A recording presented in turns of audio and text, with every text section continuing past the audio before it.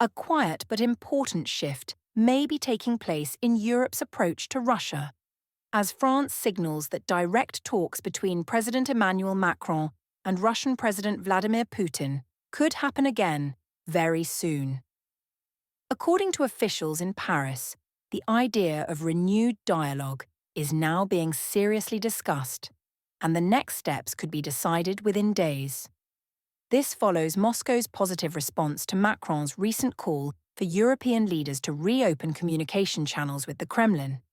French authorities have welcomed Russia's openness, saying the moment calls for careful planning. They stress that any potential conversation must be handled in the right way and at the right time, signaling that diplomacy is once again being weighed as an option after years of frozen contacts. This possible thaw comes after Macron publicly stated that the European Union should be prepared to re-engage with Russia. His comments marked a noticeable change in tone, especially at a time when divisions inside the EU are becoming harder to ignore. Russia sets clear expectations for dialogue. From Moscow's side, the message has been calm but firm. Kremlin spokesman Dmitry Peskov confirmed that President Putin remains open to speaking with his French counterpart. However, he made it clear that such talks must be respectful and meaningful. According to Peskov, dialogue should not be used as a platform for one side to lecture or pressure the other. Instead, Russia says any conversation must focus on mutual understanding and a serious exchange of views. Peskov emphasized that Putin is always willing to clearly and consistently explain Russia's position, as long as the discussion is conducted with basic respect. Russian Foreign Minister Sergei Lavrov echoed this stance, adding that dialogue only works when participants show courtesy and professionalism. In Moscow's view, talks without sincerity or purpose are pointless. These remarks outline Russia's conditions clearly. Communication is welcome, but only if it leads somewhere and is not driven by political grandstanding. Why France is reopening the door? Macron's renewed push for dialogue did not come out of nowhere. The French president spoke after a major EU summit ended without agreement on one of the bloc's most controversial proposals, the plan to use frozen Russian assets to support Ukraine. The idea involved tapping into roughly €210 billion held mostly in European banks. After months of debate, the proposal collapsed, largely due to strong resistance from Belgium, which holds a large share of the assets. Legal concerns and fears of setting a dangerous financial precedent played a major role in the decision.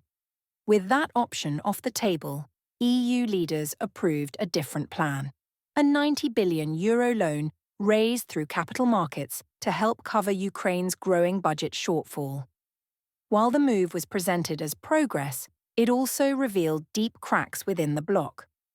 Several EU countries refused to participate in the funding plan, making it clear that unity on Ukraine policy is weakening.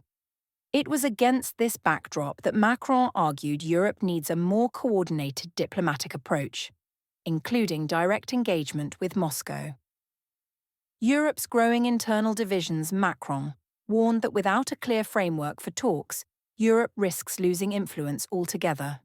He pointed out that while some countries are already communicating with Russia independently, the EU as a whole lacks a unified diplomatic strategy. In his view, this situation leaves Europe talking among itself while others take the lead in negotiations. Macron suggested that structured dialogue could prevent Europe from being sidelined in decisions that directly affect its own security. His remarks highlighted a broader concern. The longer the conflict continues, the more fragmented Europe's position becomes, financially, politically, and diplomatically. A history of broken communication. If talks between Macron and Putin do resume, they would build on a fragile history. The two leaders last spoke by phone in July 2025. That call marked their first direct contact since early 2022, when the Ukraine conflict escalated and diplomatic ties sharply deteriorated. Before that, relations between Paris and Moscow had largely stalled, with communication channels either frozen or limited to formal statements.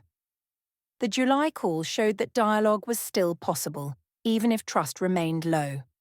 Now, with both sides expressing conditional openness, the possibility of renewed engagement appears more realistic than it has in years. For now, no date has been set, and no official format has been announced. French officials say they are still considering the best way forward, suggesting that any move will be carefully calculated. Russia, meanwhile, is waiting to see whether Europe is serious about genuine dialogue rather than symbolic gestures. Moscow has made it clear that talks must have a clear purpose and mutual respect at their core. While a single phone call would not end the conflict, it could signal a shift in how Europe and Russia manage their strained relationship. At a time when military, financial, and political pressures are mounting, even limited communication could help reduce misunderstandings and lower tensions. Whether this moment becomes a true turning point remains uncertain.